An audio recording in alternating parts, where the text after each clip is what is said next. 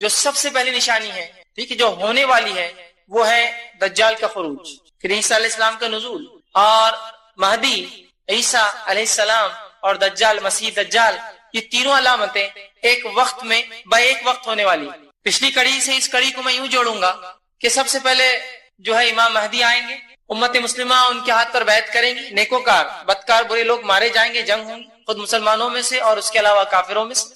اس کے بعد امن و امان کا ایک ماحول ہو جائے گا، دنیا جو ہے 7، 8 یا 9 برس تک جو ہے ایسا دورہ دیکھیں گی جو اس سے پہلے کبھی نہ دیکھا تھا۔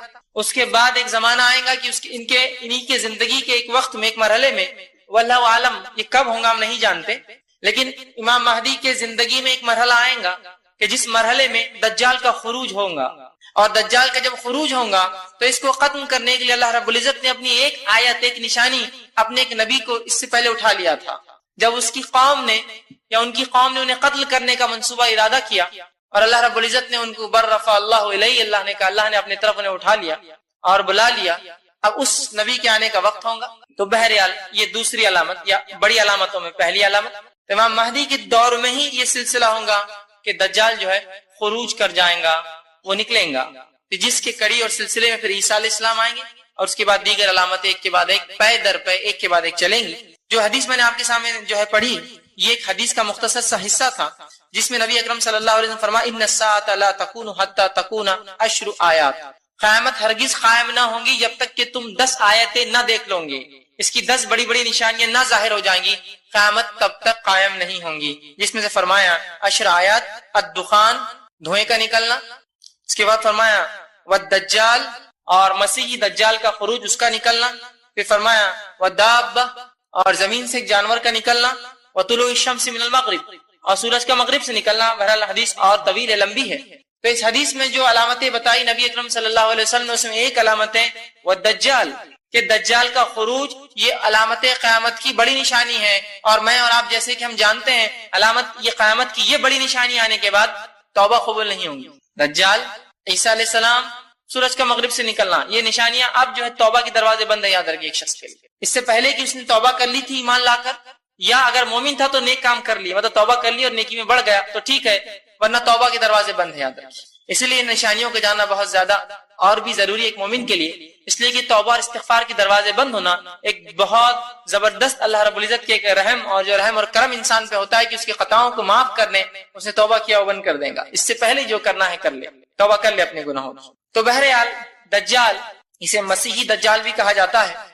اب مسیحی دجال کیوں کہا جاتا ہے، اس کا یہ اسم اس طرح سے کیوں کہا جاتا ہے، اس کے مختلف بہرحال معنی جو علماء نے لکھے کہ وہ جھوٹا ہوگا، وہ ایک آنکھ سے کانا ہوگا، اس وجہ سے اسے مسیحی دجال کہا جاتا ہے۔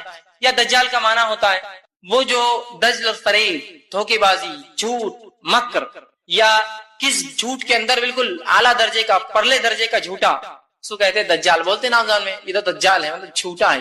تو یہ لفظ ہم سب جانتے ہیں، اس کے تعلق سے بہت ساری غلط فہمیاں ہیں۔ انشاءاللہ عزیز اس عنوان کے اندر میں نے جہاں تک ہو سکی کوشش کی ہے کہ تمام تر روایتیں آپ کے سامنے میں صحیح درجے یا حسن درجے کی رکھوں۔ تو دجال جب ہے اس کے تعلق سے جو سوالات ہمارے ذہن میں آتے کہ مسیح دجال کون ہے، ایک سوال یہ آتا کہ آج وہ موجود ہے، اسی طرح جو کیا اس سے پہلے بھی کبھی اس کو کسی نے دیکھا ہے، اس کا کیا معاملہ، اس کی علامت کیا ہوں گی، یہ کب نکلے گا، اسی طرح اس کے خروج کے سبب اسباب کیا ہوں گے، کیا وجوہات ہوں گی جب یہ نکلے گا۔ دجال جو ہے اس کے علاوہ جو دجال کے بارے میں جو غلط عقائد ہے وہ دیکھیں گے، اور اسی طرح اس سے محفوظ کیسے رہا جائے اس کا طریقہ بھی انشاءاللہ عزیز میں آپ کے سامنے رکھوں گا جو کتاب و سنت سے ثابت ہے۔ اب آئیے چند باتیں دیکھتے ہیں دجال کے تعلق سے۔ دجال کون ہوگا، تو یاد رکھ لیجیے دجال اولاد آدم میں سے ایک شخص ہے۔ دجال اولاد آدم میں سے ایک شخص ہوگا جس کو اللہ رب العزت نے کچھ خاص طاقتیں دے رکھی ہوں گی اپنی طرف سے، یہ اس کی خود کی کوئی خصوصیت نہیں ہوں گی، یاد رکھیے۔ دجال اولاد آدم میں سے ایک شخصیت، ایک شخص ہوگا جس کو اللہ رب العزت نے اپنی جانب سے کچھ خصوصی طاقتیں دے رکھی ہے جو عام انسانوں کو یا دیگر انسانوں کو اللہ نے وہ طاقتیں اور قوتیں عطا نہ کی ہے۔ اللہ تعالیٰ لوگوں کی آزمائش اور امتحان کے لیے اسے بھیجیں گا۔ دجال میرے اور آپ کے اور مومنوں کے امتحان کے لیے آئیں گا۔ اسی طرح نبی اکرم صلی اللہ علیہ وسلم نے اس کے تعلق سے جو متنبی کیا اور اس کی گمراہیوں کو واضح کیا، اور ہمیں تاکید کی کہ اس کی گمراہی میں مت آنا، اس لیے کہ تمہارے لیے دجال آزمائش، اور کیوں نہ ہو، دجال ایسی کڑی آزمائش ہے کہ نبی اکرم صلی اللہ علیہ وسلم فرماتے ہیں ہر نبی نے اس کے تعلق سے اپنی قوم کو ڈرایا، حتیٰ کہ آدم علیہ السلام نے اپنی قوم کو اس سے ڈرایا۔ سبحان اللہ، پہلے نبی ہیں، انسانی کی طرف بھیجے گئے، انہوں نے بھی اس سے ڈرایا اور ہر نبی نے ڈرایا. اور آپ صلی اللہ علیہ وسلم نے کہا لیکن کچھ باتیں میں تمہیں وہ بتاؤں گا جو اس سے پہلے کوئی نبی نہ بتا سکا. مطلب اللہ نے اسے نہیں بتائی بات. کہا کہ دجال ایک آنکھ سے کانا ہوگا, اندھا ہوگا, ایک آنکھ خراب ہوں گی, اور یاد رکھنا تمہارا رب کانا نہیں. اس سے مطلب یہ ہے کہ یاد رکھ لو وہ اپنے آپ کو رب اعلان کریں گا, تو اللہ کی اسماء و صفات کا علم حاصل کر لو اور جان لو کہ تمہارا رب کانا نہیں, وہ اندھا نہیں, اس کی ایک آنکھ خراب نہیں ہے. سمجھا بات؟ یہ اضافی علم ہے جو اللہ کے رسول فرماتے مجھے ہی دیا گیا, اس سے پہلے نہیں تھا کسی کو. بہرحال تو دجال کے بارے میں جو معلومات ہے رکھنا ہمارے لیے انتہائی ضروری ہے, یاد رکھیے. نبی اکرم صلی اللہ علیہ وسلم کی حدیث ہے, حذیفہ بن یمان رضی اللہ عنہ فرماتے ہیں اور کہتے ہیں, صحیح بخاری کی روایت ہے کہ شر اور فتنوں کے تعلق سے جتنے سوالات میں کرتا تھا کوئی دوسرا صحابی نہیں کرتا تھا. ہر بار یہ کچھ نہ کچھ فتنوں کا سوال کرنے لگا, یہ کیسا ہوگا, وہ کیسا ہوگا, اس کا کیا معاملہ ہوگا. تو وہ کہتے ہیں کہ شر فتنوں کے بارے میں سوال کرتے تھے کہ کہیں اس میں مبتلا نہ ہو جائے, اور میں وہ کہتے اس لیے سوال کرتا تھا اور دیگر صحابہ بھی کرتے تھے کہ کہیں ہم وہ فتنے میں نہ آ جائے. وہ فتنے سے بچنے کے لیے ہم سوالات کرتے تھے. تو صحابہ کا فتنے سے بچنے نبی اکرم صلی اللہ علیہ وسلم سوال کرنا, یہ اس کی دلیل ہے کہ آپ کو اور مجھے شریعت کا علم حاصل کرنا پڑے گا اور جاننا پڑے گا یہ تمام چیزیں کیا ہے. جیسے صحابہ جاننے کی کوشش کرتے تھے اور نبی اکرم صلی اللہ علیہ وسلم ہر ممکن ہر وقت پوچھتے تھے یہ کیسا, یہ کیا, یہ علامت کیسی, وہ نشانی کیسی, یہ کب ہوگا, فلاں کب ہوگا, تاکہ اپنی نفسوں کو, اپنی آل اولاد کو اور اس قوم اور اس ملت کو اس فتنے سے, اس برائی سے بچا سکے. ٹھیک ہے. اسی طرح ہمارے لیے بھی جاننا بہت زیادہ ضروری ہے, اس لیے کہ دجال یہ دنیا میں جو فتنے جتنے بھیجے گئے ان فتنوں میں سب سے بڑا فتنہ ہے, سب سے بڑا. جتنے فتنے اللہ رب العزت نے دنیا میں بھیجے, جیسا مال ایک فتنہ, آپ صلی اللہ علیہ وسلم بنی اسرائیل جو ہے جس فتنے میں پھنسی وہ عورتوں سے تھا کہ شر اور جو ہے زنا اور اس کام میں وہ پھنس گئے. اس امت کے تعلق سے آپ نے فرمایا میری امت کا فتنہ مال ہے. تو ہر امت کا فتنہ ہوتا ہے, فتنوں کے درجے ہوتے ہیں, لیکن سب سے اونچا, سب سے بڑا, سب سے خطرناک فتنہ جو ہے وہ کیا ہے, دجال ہے. یاد رکھیے. تو کیا یہ بات جاننا ضروری نہیں ہمارے اور آپ کے لیے کہ وہ سب سے بڑے فتنے کو ہم جانیں وہ کیا ہے, اس کی حقیقت کو سمجھے, اس سے اپنے آپ کو بچانے کی کوشش کریں. لیکن ان تمام علامتوں سے پہلے یہ بات بھی اپنے ذہن میں رکھے کہ آپ ہر چیز کو پھر دجال سے جوڑنا نہ شروع کر دیں اور ہر کسی شخص میں دجال کو کھوجنا نہ شروع کر دیں. یہ ہوتا ہے جب بھی علامت قیامت کی بات ہوتی ہے, بس اس کی بات سے آدمی کو ہر جگہ خوف ہوتا ہے. دیکھیے خوف ہونا, فتنوں سے ڈرنا فطری بات ہے, ایک مومن فتنوں سے ڈرتا ہے اس لیے کہ اس کے ایمان جانے کا مسئلہ ہوتا ہے. نبی اکرم صلی اللہ علیہ وسلم نے ایک مرتبہ صحابہ کو دجال کے بارے میں بتایا, نصیحتیں کی.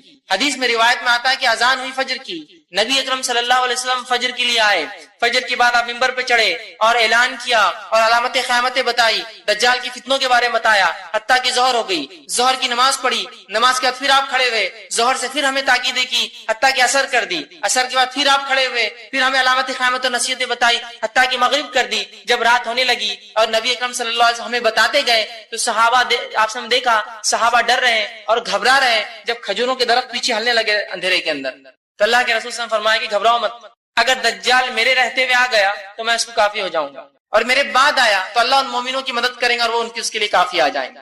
تو گویا صحابہ اس وقت ڈر رہے تھے, اس لیے کہ ہر شخص اپنے ایمان کے لیے ڈرتا ہی ہے, ہر شخص ڈرتا ہے, اس کو ڈر ہے اس کا ایمان نہ چلے جائے. تو صحابہ کا ڈر پتہ چلا یہ فطری ہے. تو ان علامتوں کو جاننا ضروری ہے. فتنوں کے ڈر سے ڈرنا ایک الگ چیز ہے, لیکن ہر چیز میں آپ دجال اس کی چال بازیاں نہ سمجھیں, ورنہ ہوتا ہی ہے کہ جو کام بھی دنیا میں ہوتا ہے آپ کہتے ہیں ہاں یہ دجال, دجال کے ساتھی, دجال کے مکر و فریب میں پھنسے ہوئے لوگ, دجال کی قوم, دجال کی فوج, دجال کا فلاں, دجال کا یہ, ہر چیز کو جو ہے دجال سے جوڑ دیتے ہیں. ان باتوں کو جاننا اتنا بہت زیادہ ضروری بھی ہے. ایک مرتبہ یہ ہوا کہ ایک شخص مجھے ملے, کافی عمر رسیدہ تھے, مجھ سے بات کہا آپ نوجوان ہیں, اللہ نے آپ کو صحت و طاقت دی ہے, کیا آپ اللہ کی راہ میں جہاد نہ کرنا چاہیں گے؟ میں نے کہا کیوں, موقع ملا تو ضرور. کہا بہت اچھی بات آپ نے کہی. کہا پھر میں آپ کو ایک پتے کی بات بتاتا ہوں. میں نے کہا کیا؟ تو کہا دجال آ چکا ہے. میں نے کہا سبحان اللہ, ابھی تک پتہ کیوں نہیں چلا, اور کافی قریب ہے وہ. میں نے کہا کتنا قریب ہے؟ تو کہا ناندڑ کے اطراف. میں نے کہا اچھا اتنے قریب آ چکا؟ ہاں, اور وہ بہت سنجیدہ تھے اس مسئلے میں. کہا ہاں, اسی لیے تو میں نے آپ کی تعریف کی, آپ کی جوانی کی اور آپ کی صحت کی. تو ضرور, میں تو بوڑھا ہو گیا, پتہ نہیں اس کے آنے تک بچوں نہ بچوں, آپ ضرور جانا. میں نے کہا لیکن حدیثوں میں ناندڑ کا تذکرہ نہیں کہ دجال وہاں آئیں گا. نہیں نہیں, کہا وہ فتنہ مچاتے ہوئے آ چکا ہے. تو میں نے کہا اس سے پہلے کون سی شہر نے فتنہ مچایا اس نے؟ تو کہا ہاں وہ تو نہیں پتا چلا, لیکن یہاں آ گیا پتا چل گیا. میں بولا ایسا تو حدیث میں کہیں وارد نہیں. جہاں سے نکلیں گا اس کی وضاحت ہے, جہاں جائیں گا اس کی وضاحت ہے, کہاں نہیں جائیں گا اس کی وضاحت ہے, کیا کریں گا اس کی وضاحت ہے, کیا نہیں کر سکتا سب وضاحت ہے. تو آپ نے تو سیدھا اس کو یہاں لا لیا. تو پھر تھوڑے وہ کشمکش میں آئے، کہا میں سوچ کر، میں نے کہا اور سوچیے ایک بار اور تذکرہ کیجیے اور معلومات ان ڈیپتھ نکالیے کہ اتنی بڑی خبر معلوم کیسے نہیں ہوئی، چھوٹی موٹی خبر فلاں کتے نے کاٹ لیا، یہ پان کی پچکاری پھسل گیا، اس کے منہ پہ کیلا لگا، اس کو جوتا پڑتے پڑتے بچ گیا، دن بھر چلتی ہے، اتنی بڑی خبر دجال کا آنا اور میڈیا نے رپورٹ نہیں کیا، ایسا کیسے ہو سکتا ہے؟ تو تھوڑے فکر مند ہو گئے. اتنا بھی کوئی ایسا معاملہ نہیں ہے کہ ہر جگہ دجال، ہر کسی اندھیرے کے پیچھے دجال کو تصور کرے، ہر شخص میں دجال کی چال بازیاں تصور کرے، ہر انسان جو مسلمان کے خلاف کچھ کرے ہاں دجال کی فوج کا آدمی دکھتا ہے، اس طرح سے بھی نہیں. اسی لیے ضروری ہے اس عنوان کو سمجھنا اور جاننا. آئیے آگے جو ہے جہاں دجال کی معلومات رکھنا ضروری ہے تاکہ اس کے مکر اور فریب، فتنے اور فساد سے ہم اپنی حفاظت کر سکے، اسی طرح جو ہے یہ بات بھی جاننا ضروری کہ اللہ رب العزت جس کو بچانا چاہے وہی بچ سکتا ہے اس کے فتنوں سے. یہ بات بھی اپنی جگہ طے ہے. کوشش ہمارا کام ہے، جاننا ہمارا کام ہے اور اللہ سے دعا کرنا ہمارا کام ہے، لیکن یہ بات یاد رکھ لیجیے اللہ رب العزت ہی اس کے فتنوں اور شر سے جس کو بچا لے وہ بچ سکتا ہے. اب اس کا نام مسیح دجال کیوں ہے؟ تو مسیح دجال اس لیے کہا جاتا ہے اسے کہ اس کی ایک آنکھ جو الٹی آنکھ ہوں گی، بائیں آنکھ، یہ خراب ہوں گی. تو علماء لکھتے ہیں اس وجہ سے اس کو مسیح اور دجال جھوٹ کی وجہ سے، مسیحی دجال مطلب ایک آنکھ سے اندھا جھوٹا. اسی طرح علماء لکھتے ہیں کہ وہ چونکہ ساری زمین پر گھومیں گا، دجال جب نکلیں گا ظہور کریں گا تو پوری زمین پر گھومیں گا، کوئی شہر کوئی بستی اس کی فتنے سے نہیں بچنے والی، یاد رکھیے. تو گھومیں گا چونکہ پورے اس میں، تو لہذا چونکہ وہ گھومیں گا اس وجہ سے اس کو مسیحی کہا جاتا ہے، گھومنے والا، گھوم کر جو دجل مکر فریب جھوٹ کو پھیلائیں گا، مسیح دجال. یہ اس کے اسم، اس کے جو ہے نام کے تعلق سے آتا ہے. اسی طرح جو ہے دجال کا دعویٰ کیا ہوگا؟ یاد رکھیے دجال کا دعویٰ یہ ہوگا اور بہت بڑا دعویٰ کریں گا. پہلے وہ دعویٰ کریں گا ایک نیک شخص ہونے کا، دوسرا وہ دعویٰ کریں گا نبی ہونے کا، تیسرا وہ دعویٰ کریں گا رب ہونے کا. یہ اس کا دعویٰ ہوگا. یاد رکھیں پہلا نیک شخص، دوسرا نبی، اور تیسرا وہ اپنے آپ کو جو ہے اللہ جو ہے اعلان کر دیں گا. اور نبی اکرم صلی اللہ علیہ وسلم اس تعلق سے وضاحت کی اور فرمایا اور یوں کہا، جس کو جو ہے صحیح بخاری روایت کا، بے شک دجال کانا ہے اور تمہارا رب کانا نہیں. یاد رکھو مطلب وہ رب ہونے کا دعویٰ کریں گا. ارے مسلمانوں جان لو اللہ رب العزت کانا نہیں ہے، ایک آنکھ اس کو نہیں ہے، ٹھیک، یا ایک آنکھ خراب نہیں ہے اس کی، تمہارا رب کانا نہیں ہے. جبکہ دجال کیا ہوگا؟ کانا ہوگا، رب ہونے کا دعویٰ کریں گا. نبی اکرم صلی اللہ علیہ وسلم کے دور میں جب آپ صلی اللہ علیہ وسلم صحابہ کو دجال کے بارے میں بتایا تو صحابہ جو ہے اس معاملے میں بڑا غور و فکر کرنے لگے. اور ایک شخص تھا جس کے اندر کچھ صفتیں صحابہ نے دیکھی جو نبی اکرم صلی اللہ علیہ وسلم دجال کے تعلق سے بتایا کرتے تھے. انہوں نے ایک شخص میں صفت دیکھی، اس کا ایک بڑا لمبا واقعہ آتا ہے، وہ بھی رکھ دیتا ہوں. ابن سیاد نامی ایک شخص تھا جو یہودی تھا، اس کے والدین یہودی تھے، یہ بھی یہودی تھا، اور صحابہ اس کے تعلق سے سوچا کرتے کہ یہ شاید دجال ہے. اور روایت میں آتا ہے، صحیح مسلم کی روایت ہے، عبداللہ ابن عمر رضی اللہ عنہما اس حدیث کے راوی وہ کہتے ہیں، اور یہ کہا آپ نے فرمایا کہ حضرت عمر بن خطاب اور چند دیگر لوگ ابن سیاد کے پاس جانب روانہ ہوئے اور نبی اکرم صلی اللہ علیہ وسلم بھی ان کے ساتھ گئے. وہ فرماتے آگے، انہوں نے سے بنو مغالہ کے ایک قلعے کے پاس لڑکوں کے ساتھ کھیلتا ہوا پایا. اس وقت ابن سیاد بلوغت کے قریب تھا، مطلب یہ جوان نہیں ہوا تھا، وہ چھوٹا بچہ تھا. نبی اکرم صلی اللہ علیہ وسلم کی جو ہے آمد کا اس وقت اسے پتا چلا جب آپ صلی اللہ علیہ وسلم ساتھ میں تھے، صحابہ کو ساتھ چلے. ابن سیاد جس کے بارے میں صحابہ کو شک تھا، جو صفتیں جو بتائی تھی آپ صلی اللہ علیہ وسلم نے، اس لڑکی کے اندر کچھ باتیں دکھتی تھی، صحابہ نے آپ نے بیان کیا، آپ نے کہا چلو پھر دیکھتے ہیں تاکہ وضاحت ہو جائے صحابہ کے سامنے کہ ایسا ہے یا نہیں ہے. وہ گئے. ابن سیاد کو یہ پتہ ہی نہیں چلا، آپ جب پیچھے گئے اور اس کی پیٹھ پر ایک زوردار مارا تب اسے پتا چلا کہ اللہ کے رسول صلی اللہ علیہ وسلم آئے ہیں. اس کے بعد رسول اکرم صلی اللہ علیہ وسلم فرمایا اور کہا، کیا تو گواہی دیتا ہے کہ اللہ کے سوا اللہ کا میں رسول ہوں؟ کیا تو گواہی دیتا ہے میں اللہ کا رسول؟ تو ابن سیاد نے کہا کہ تم امیوں کی طرف بھیجے گئے نبی ہو. میں نہیں مانتا یہ بات کو، امیوں کی طرف، عربوں کی طرف بھیجے گئے نبی ہو. اس کے بعد آپ صلی اللہ علیہ وسلم پھر ابن سیاد سے فرمایا اور کہا، اس سے کہا، اللہ کے رسول نے پوچھا کیا تو گواہی دیتا ہے کہ میں اللہ کا رسول ہوں؟ تو اس نے کہا، پھر ابن سیاد نے آپ سے کہا کیا تم گواہی دیتے ہو کہ میں اللہ کا رسول ہوں؟ تو آپ صلی اللہ علیہ وسلم نے کہا میں گواہی دیتا ہوں کہ تو اللہ کا رسول نہیں ہے اور میں اللہ کا رسول ہوں اور میں تمام انبیاء پر ایمان لاتا ہوں جو پچھلے گزرے ہیں. اس کے بعد رسول اکرم صلی اللہ علیہ وسلم کہ اس نے رسالت کا انکار کیا اور آپ صلی اللہ علیہ وسلم نے اس کی رسالت کا انکار کیا. اور اس کے بعد آپ نے پوچھا تجھے کیا نظر آتا ہے؟ تو اس نے کہا، ابن سیاد نے، میرے پاس سچا اور جھوٹا آتا ہے. اس سے مراد اس کے پاس شیاطین آتے تھے جو اس کو سچ اور جھوٹ بولتے تھے. کہا میرے پاس سچا اور جھوٹا آتا ہے. اچھا. اس کے بعد ابن سیاد نے جو ہے جب کہا میرے پاس، آپ نے فرمایا پھر تو تیرا معاملہ تو خلط ملط ہو گیا، تو دجال نہیں، دجال یقینی ہوگا، خلط ملط نہیں، سچا اور جھوٹا نہیں، اس کو پتا ہوگا وہ کیا ہے. تو کہا پھر تو تیرا معاملہ خلط ملط ہو گیا. پھر آپ صلی اللہ علیہ وسلم نے فرمایا میں نے تجھ سے پوچھنے کے لیے دل میں ایک بات چھپا رکھی ہے, ایک چیز چھپا رکھی ہے, کیا تو بتا سکتا ہے وہ چیز کیا ہے؟ اور آپ صلی اللہ علیہ وسلم جب نکلے تھے گھر سے تو آپ پر ایک نئی سورت کی کچھ آیتیں نازل ہوئی تھی, جس سورت کی ان آیتوں کے تعلق سے سورت کا نام آپ نے اپنے دل میں رکھا تھا, ابھی صحابہ کو بھی نہیں کہا. تو فرمایا کیا تو جانتا ہے میرے دل میں کیا جو میں نے تجھ سے چھپا رکھا ہے؟ تو ابن سیاد نے جب یہ سنا تو کہا, اور پہلے دیر تو خاموش رہا, اس کے بعد اللہ نے اسے توفیق نہ دی, بولنے کی کوشش کرنا چاہنا تھا, وہ کوشش کیا, بول نہ سکا.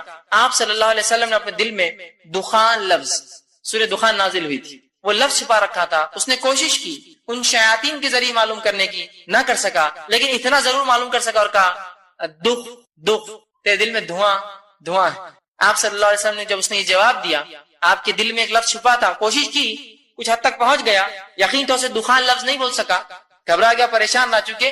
جب شیاطین کسی کوئی بات پہنچاتے ہیں نا, وہ مکمل نہیں پہنچا سکتے, جھوٹ موٹ ملا کر کرتے ہیں. تو کچھ حد تک بہرحال اس نے اس بات کو کہہ دیا اور دکھ کہا, اور اس کو اس کی توفیق نصیب نہیں. پھر آپ صلی اللہ علیہ وسلم فرمایا پھٹکار ہے تجھ پر, تو اپنی حیثیت سے آگے نہیں بڑھ سکیں گا, مطلب تو ایک کاہن ہے اور اس کہانت سے آگے نہیں بڑھ سکتا. صحابہ کو وضاحت کر دی دجال نہیں, وہ کاہن ہے صرف. تو آپ کو پتا چلا کاہن جو کہانت کرتے ہیں وہ آپ کی دل کی بات بھی بتا سکتے ہیں کبھی کبھار, اس لیے کہ وہ شیاطین کے ذریعے, جو آپ نے فرمایا شیطان انسانی رگوں میں کس طرح دوڑتا ہے, خون کی طرح دوڑتا ہے, تو وہ شیاطین جو پرلے درجے کے شعبدے باز ہوتے ہیں, ان شیاطین کے ذریعے آپ کی دل کی بات بھی پتا کر سکتے. اس لیے آپ بہت سارے واقعات سنتے ہیں, بہت بڑے فلاں تھے, ان کے پاس کوئی شخص گیا, دل میں برا سوچتا تھا, انہوں نے اس کے گال پہ تھپتا ہوا کہا بیٹا بڑوں کے بارے میں برا نہیں سوچتے. آپ بولتے ہیں اس کو کیسے پتا چلا میں برا سوچ رہا تھا؟ سمجھ گئے آپ کیسے پتا چلا؟ اسی طرح کی شیاطین ان کو خبریں دیتے ہیں اس کے دل میں کیا ہے, ٹھیک ہے, شعبدے بازیاں کراتے ہیں, اس طرح کی باتیں. تو آپ صلی اللہ علیہ وسلم کے دل میں دکھ تھا, چھپا کے لیے دخان تھا. بہرحال کچھ حد تک مکمل تو نہ بول پائے, لیکن ضرور دکھ کے الفاظ کہے. اللہ نے اس کو مکمل بولنے کی توفیق نہ دی, لیکن صحابہ کا جو ایک غلط فہمی تھی کہ ابن سیاد جو ہے یہ دجال ہے, وہ معاملہ وہ ہو گیا. اس کے بعد آگے کی روایت آتی, سالم بن عبداللہ بن عمر جو ہے فرماتے ہیں, کہتے ہیں کہ عمر بن عبداللہ نے, ان کے والد نے ان سے فرمایا کہ آپ صلی اللہ علیہ وسلم اس کے بعد ابن سیاد جب گھر جا کے سو گیا, لیٹ گیا, کیونکہ صحابہ کو بھی تھوڑا شک تھا, آپ سمجھ چاہتے تھے کہ کنفرم ہو جائے, چھپتے چھپتے اس سے گھر کے پاس گئے اور مختلف اس کے کھیت میں پہنچے. وہ سو رہا تھا, اس کی ماں جو ہے کچھ کام کر رہی تھی, اور جھاڑوں کے پیچھے چھپتے ہوئے حضرت عمر ان کے ساتھ سے رضی اللہ عنہ چھپتے ہوئے ابن سیاد تک پہنچنے لگے.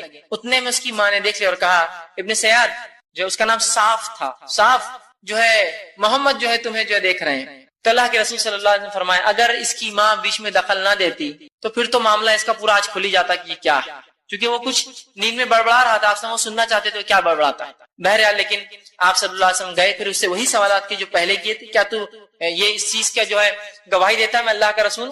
اس نے کہا کیا تم گواہی دیتے ہو کہ میں اللہ کا رسول؟ بہرحال پورا معاملہ آپ نے فرمایا کہ ایک شعبدے باز ہے, اس سے زیادہ بہرحال ابن سیاد اور کچھ نہیں تھا. اور قیامت تک چونکہ 30 دجال آئیں گے, 30, جس میں سے دجال اکبر وہ مسیحی دجال ہوگا جو قیامت سے پہلے آئیں گا, اور 29 چھوٹے چھوٹے ہوں گے, ٹھیک ہے. لیکن ابن سیاد بہرحال یا تو کچھ علماء کے نزدیک چھوٹا دجال تھا یا ایک شعبدے باز کاہن تھا, لیکن 30 دجال, 30 جھوٹے, اور پورے 30 نبوت کا دعویٰ کریں گے, پورے 30. آپ صلی اللہ علیہ وسلم سے قیامت تک 30 دعوے دار ہوں گے, ٹھیک ہے. بہرحال اسی طرح ایک سوال ذہن میں آتا ہے, جب دجال اتنا خطرناک ہے کہ آدم علیہ السلام نے ڈرایا, دجال کے بارے میں رسول اللہ صلی اللہ علیہ وسلم نے اتنا بتایا, قرآن میں دجال کا تذکرہ کیوں نہیں؟ علامہ ابن کثیر رحمہ اللہ اس کے تعلق سے بڑی بہترین بات لکھتے اور کہتے ہیں دجال کے فتنے سے صرف وہی شخص بچ سکتا ہے, دجال کے فتنے سے صرف وہی شخص بچ سکتا ہے جو احادیث رسول کو ماننے والا ہو, ورنہ اتنے بڑے فتنے سے وہ نہیں بچ سکیں گے. یاد رکھیں, بہت سے لوگ ہوتے ہیں نا منکر حدیث ہوتے ہیں, وہ اپنے آپ کو بہرحال کہتے ہیں اہل قرآن, اہل قرآن نہیں ہوتے, منکر حدیث صحیح لفظ ہے ان کے لیے, حدیث کے انکار کرنے والے ہوتے ہیں. وہ کہتے ہیں قرآن ہمارے لیے کافی ہے. اب چونکہ قرآن میں تذکرہ نہیں ہے دجال کا, لہٰذا ہم نہیں مانیں گے, لہٰذا ہم نہیں مانتے اسے. تو انداز لگا لیجیے, اللہ ابن کثیر نے بڑی پیاری بات کہی, چونکہ اللہ رب العزت کتاب کے ساتھ ساتھ نبی کی زندگی کو محفوظ کرتا ہے, تاکہ کتاب تو ایک گائیڈ بک ہوتی ہے, گائیڈ لائنز ہوتے ہیں, اس گائیڈ لائنز پر کیسا عمل کرے وہ نبی کی زندگی ہوتی ہے. تو اللہ کی کتاب یہ جو ہے اگر ایک تھیوری ہے تو نبی کی زندگی پریکٹیکل نمونہ ہوتی ہے کہ اس تھیوری پر کیسا عمل کیا جائے. سمجھ رہے ہیں بات کو؟ تو بہرحال جو نبی کی سنت پر عمل کریں گا, حدیث رسول کے ماننے والا ہوگا, وہی بچ سکیں گا, ورنہ باقی تو پھر ڈوب جائیں گے اسی چکر میں کہ قرآن میں نہیں. اور واقعتاً قرآن میں بہت ساری باتیں نہیں علامت قیامت کے تعلق سے, چند باتیں تو ہے, عیسیٰ علیہ السلام کا آنا, یاجوج و ماجوج کا خروج ہونا, زمین سے جانور کا نکلنا, سورج کا مشرق مغرب سے نکلنا, کچھ ہے, سب نہیں ہے. تو اس میں سے یہ بھی ایک بڑی نشانی موجود نہیں ہے. تو بہت سے لوگوں کو ایک شبہ ہوتا ہے, شبہ کا جو بہرحال آپ ازالہ کر لیں. ٹھیک ہے. اسی طرح آپ صلی اللہ علیہ وسلم نے 10 نشانیاں فرمائی کہ قیامت سے پہلے 10 نشانیاں آئیں گی, اور یہ 10 نشانیاں میں جب ایک آ جائیں گی تو باقی ایسے آئیں گی جیسا مالا ٹوٹنے کے بعد موتی کے بعد کھسکنا شروع ہو جاتا ہے, بالکل فوراً ایک کے بعد ایک. ٹھیک. اسی طرح جو ہے اللہ کے رسول صلی اللہ علیہ وسلم فرماتے ہیں, حضرت ابو ہریرہ رضی اللہ عنہ حدیث کے راوی ہے, آپ نے فرمایا کہ صحیح مسلم کی روایت ہے, 3 چیزیں جب ظاہر ہو جائیں گی تو کسی شخص کا ایمان لانا اس کو فائدہ نہ دے گا. اس سے پہلے اگر ایمان نہ لا چکا ہو, سورج کا مغرب سے طلوع ہونا, دجال کا نکلنا, اور زمین سے بڑے جانور کا نکلنا, ان 3 چیزوں سے پہلے ایمان ضروری ہے, ورنہ ایمان کوئی فائدہ مند نہ ہوگا. اسی طرح ہم دیکھتے ہیں کہ عبداللہ ابن عمر رضی اللہ عنہ حدیث کے راوی آپ فرماتے ہیں اور کہتے ہیں, صحیح مسلم کی روایت ہے کہ ایک روز آپ صلی اللہ علیہ وسلم لوگوں سے خطاب کیا, کھڑے ہوئے, اور آپ صلی اللہ علیہ وسلم نے جو ہے اللہ رب العزت کی حمد و ثنا کی اور فرمایا, میں تمہیں اس سے ڈرا رہا ہوں, اور ہر نبی نے اپنی قوم کو اس سے ڈرایا ہے. میں تمہیں دجال سے ڈراتا ہوں اور ہر نبی نے اپنی قوم کو ڈرایا ہے, لیکن میں ایک ایسی بات تمہیں بتاؤں گا جو اس سے پہلے انبیاء نے نہیں بتایا, اور کہا تو جو ہے دجال کانا ہے, اور یاد رکھو تمہارا رب کانا نہیں ہے. ٹھیک. تو یہاں اللہ کے رسول سے وضاحت کی. اسی طرح خروج دجال, دجال کے نکلنے سے پہلے کیا معاملات ہوں گے, کیا واقعات ہوں گے, کیا حالات ہوں گے دنیا کے, ذرا وہ بھی دیکھ لیتے ہیں. تو خروج دجال سے پہلے نافع بن عتبہ بن ابی وقاص رضی اللہ عنہ یہ فرماتے ہیں اور کہتے ہیں, آپ صلی اللہ علیہ وسلم فرمایا اور کہا, تم جزیرے عرب میں جنگ کرو گے. یہ ان حدیث کی وضاحت ویسے میں نے پہلے کی ہے, جو امام مہدی کے اس میں نہیں تھی, بہرحال پھر ایک خالی مختصر سا پھر بریفنگز دے رہا ہوں کہ آپ صلی اللہ علیہ وسلم چونکہ بہت طویل واقعات ہیں جو گزر گئے ہیں, جو امام مہدی کے ہم نے پچھلے کڑی میں دیکھ لیے, اس کے اندر بہرحال مختصر دہراتا ہوں. تو تم عرب میں حملہ کرو گے, امام مہدی آئیں گے, تم ان کے ساتھ مل کر حملہ کرو گے اور فتح یابی حاصل ہوگی. پھر تم جو آپ صلی اللہ علیہ وسلم فرماتے تم ایران پر حملہ کرو گے, اللہ فتح دیں گا. پھر تم جو ہے اس کے بعد آپ فرماتے ہیں جو ہے تم جو ہے رومیوں پہ حملہ کرو گے, اللہ تعالیٰ تمہیں فتح عطا فرمائیں گا. پھر تم دجال سے جنگ کرو گے, اللہ تعالیٰ اس پر بھی تمہیں فتح عطا فرمائیں گا.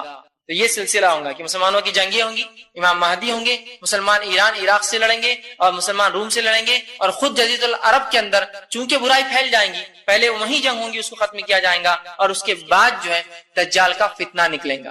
یہ فتنہ کب نکلے گا اس کے تعلق سے بہرحال وقت نہیں کہ میں وضاحت پوری کروں, بس حدیث کا مختصر جو ہے ایک ٹکڑا اور جملہ رکھ دیتا ہوں جو ہم نے پچھلی بار دیکھا تھا امام مہدی کے. اس میں امام مہدی آ جائیں گے, اس کے بعد عیسائی اور مسلمانوں میں صلح ہوگی, صلح ہونے کے بعد مسلمان ایک تیسرے دشمن سے لڑیں گے, تو وہاں یہ ہوگا کہ یہ بات طے ہوں گی پہلے شرائط میں کہ کوئی یہ نہ کہیں گا کہ صلیب کی جیت ہوئی. جو مسلمان ان کا معاہدہ ہوگا, اور عیسائیوں کا جو تیسرے محاذ تیسرے دشمن سے لڑیں گے. ابھی دشمن بہرحال کون ہے, اکثر علماء نے کہا وہ یہود ہوں گے, ان سے لڑیں گے. اور اس کے بعد جب واپس آئیں گے جنگ جیت کے, ایک ٹیلے پہ مسلمان رکیں گے, تو ایک شخص اٹھیں گا اور عہد کو توڑ دیں گا, اور ایک صلیب اٹھا کر کہیں گا صلیب کی جیت ہوئی, مطلب صلیب بنیاد بنا جیت کی, اس کی وجہ سے ہم جیت گئے. ایک مسلمان جو ہے شخص اٹھیں گا اور اس عیسائی جو کہیں گا صلیب کی جیت ہوئی, اسے قتل کر دیں گا. یہ ایک روایت میں صلیب کو توڑ دیں گا, جس پر عیسائی اپنا عہد توڑ دیں گے, حالانکہ پہلے انہی کی غلطی سے عہد ٹوٹیں گا, ان کا پہلے عہد ہو چکا ہوگا. اب مسلمان ان سے جنگ لڑیں گے. کئی جنگیں ہوں گی جن میں بہت سے عیسائی بھی قیدی بن کے مسلمان کے پاس آئیں گے, اور یہ مسلمان ہو جائیں گے, اور مل کر مسلمانوں کے ساتھ پھر عیسائیوں سے لڑیں گے. یہ جنگ کا معاملہ چل رہا ہوگا. مسلمان پھر اس جنگ کو جیتیں گے. اس جنگ میں جب لشکر جائے گا مدینے سے نکلیں گا, اس لشکر کے 3 حصے ہو جائیں گے. ایک حصہ تو جب سامنے والی فوج کو دیکھیں گا ڈر کر بھاگ جائیں گا. اللہ کے فرماتے ہیں ان کی اللہ توبہ کبھی قبول نہیں کرے گا. دوسرا لشکر وہ ہوگا جو لڑیں گا, مطلب 1/3 بھاگ جائیں گا, اب 2/3 لڑیں گے, جس میں سے 1/3 مارے جائیں گے اور 1/3 انتقال کر جائیں گے, شہید ہو جائیں گے. اللہ کے نزدیک یہ سب سے بہترین شہید ہوں گے. اس کے بعد آپ فرماتے ہیں 1/3 زندہ بچیں گے اس جنگ میں, مطلب 1/3 بھاگ گئے, 1/3 شہید, 1/3 زندہ بچیں گے, اور اتنا مال غنیمت ملے گا کہ کسی کو انتہا نہیں. مسلمان اپنی تلواروں کو زیتون کے جھاڑوں پر لٹکائیں گے, آرام کریں گے. اس سے ایک بات یہ بھی پتہ چلتی ہے, زیتون کے جھاڑ اکثر کس علاقے میں ہوتے, اللہ نے اس علاقے قسم کا والتین والزیتون, یہ فلسطین کا علاقہ ہے, یہاں زیتون ہی اگتا ہے اور دوسری کھیتیاں نہیں ہوتی. تو وہاں مطلب اتنی کثرت ہوں گی کہ فوج اس پہ رکیں گی آرام سے, اور کوئی آواز دیں گا, مسلمانوں تمہارے گھروں میں دجال آ گیا ہے. مسلمان خوفزدہ ہوں گے کہ ہم تو گھروں سے نکلے اور دجال آ گیا, فوراً بھاگیں گے. پہلی خبر جھوٹی, دوسری خبر جھوٹی, تیسری خبر سچی ہوں گی. 2 بار جھوٹ بولیں گا شیطان, دجال آ گیا, مسلمان بھاگ جائیں گے. پھر لوگ آئیں گے بولیں گے آپ جھوٹ کوئی نہیں بولیں گے, پھر اعلان کریں گے دجال آ گیا, مسلمان جائیں گے, پھر دیکھیں گے خبر جھوٹ, تیسری آواز سچی ہوں گی, تیسری بار وہ ظہور ہو جائیں گا. تو یہ چند حالات تھے جو بیک گراؤنڈ میں چل رہے تھے, جو امام مہدی کے سے میں نے لیا تھا. اب ان حالات جنگوں کے علاوہ 6 مزید اور چیزیں ہوں گی جب دجال نکل رہا ہوگا, اس کے خروج کے بعد 6 مزید, وہ کیا کیا ہوں گی؟ سب سے پہلے آپ صلی اللہ علیہ وسلم فرماتے ہیں، جو حضرت جو ہے راشد بن سعد رضی اللہ عنہ حدیث کے راوی وہ کہتے ہیں، مسند احمد کی روایت ہے، جب جو ہے استخر فتح ہوا تو ایک منادی نے اعلان کیا، خبردار ہو جاؤ، دجال ظاہر ہو چکا ہے۔ اب یہ ایک شہر ہے استخر، اس کا نام حدیث میں آتا ہے۔ یہ شہر جو ہے یہاں جو ہے یہ جو ہے ایران کا ایک قدیم شہر ہے، یاد رکھیں استخر۔ بہرحال قدیم زمانے میں ایک شہر تھا، آج بھی کچھ آبادیاں ہیں۔ تو اس شہر میں مسلمان جنگ لڑیں گے اور وہاں اعلان ہوگا کہ دجال نکل گیا ہے۔ اسے دو باتیں ہوتی ہیں، ہو سکتا ہے مسلمان ایک ساتھ کئی فرنٹس پہ لڑ رہے ہوں گے مہدی کے ساتھ، ادھر بھی جنگی چل رہی ہیں ایران عراق میں، ادھر بھی جنگی چل رہی ہیں فلسطین اور اس کے علاقے میں، وہ امکانات کافی ہے، یاد رکھیں، ٹھیک۔ اس لیے فرمایا کہ فتح اور منادی اعلان دے گا کہ دجال نکل گیا، تو ایک جنگ ہوگی، اس مقام پہ جب مسلمان ہوں گے تو وہ ہوگا۔ اب بہت سے شہروں کے تعلق سے آپ تاریخ جانتے ہیں جو آپ سب کے زمانے میں نہیں تھے، جو تھے آج نہیں ہے، ہو سکتا ہے قیامت سے پہلے پھر آباد ہو جائے، ہوتا ہے نا اس طرح سے، آبادیاں ایک شہر میں بستی ہے، شہر اجڑ جاتے ہیں، پھر کئی زمانوں بعد سال 2000 سال 4000 پھر آبادیاں وہاں بس جاتی ہیں، ٹھیک۔ تو بہرحال وہاں ہوگا۔ اسی طرح آپ فرماتے اور کہتے ہیں، اور آپ نے فرمایا دجال اس وقت تک نہیں نکلے گا جب تک کہ لوگ اس کا ذکر سے غافل نہ ہو جائے۔ دوسری چیز کہ دجال جب تک نہیں نکلے گا جب تک کہ لوگ اس سے غافل نہ ہو جائیں، حتیٰ کہ خطیب اپنے وعظ اور نصیحت میں بھی اس کو بھول جائیں گے، مطلب لوگ دینی شرعی علم سے اتنے دور ہو جائیں گے کہ دجال کو بھول جائیں گے، تب تک دجال نہیں آئے گا، یاد رکھیں، جب تک کہ اس کو بھلانا دیا جائے۔ دوسرا ایک تیسری بات آپ فرماتے ہیں، تم یہ کہتے ہو اچھا تھا میں تمہیں بتا چکا ہوں کہ میں رسول اللہ صلی اللہ علیہ وسلم سے یہ بلکہ تیسری بات آپ فرماتے ہیں دجال کے تعلق سے کہ جب تک لوگ غافل نہ ہو جب تک جو ہے دجال جو ہے نہیں نکلیں گا۔ اسی طرح دجال کی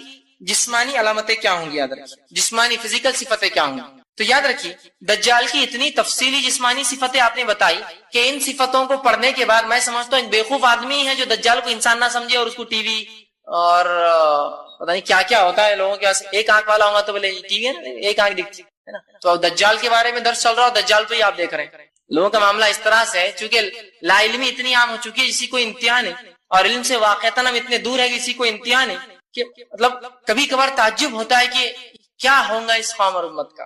ایک صاحب مجھے ایک واقعہ بتانے لگے، ہنسی بھی آتی ہے لیکن افسوس بھی ہوتا ہے کہ ایک شخص جو ہے حج کے لیے گئے تو وہاں جو ہے مدینہ میں میوزیم ہے، اگر آپ میں سے کوئی حج عمرہ گیا ہو دیکھا ہوں، مدینہ کی میوزیم کے وہاں بہت پرانی قدیم ایک سائیکل کھڑی ہوئی ہے، سائیکل ہوتی ہے ایک قدیم سائیکل ہے، بہت پرانے بڑے ٹائر ہوتے تھے، اس کے پیچھے کا ٹائر چھوٹا، ایک نمونے کی طرف میوزیم ہے۔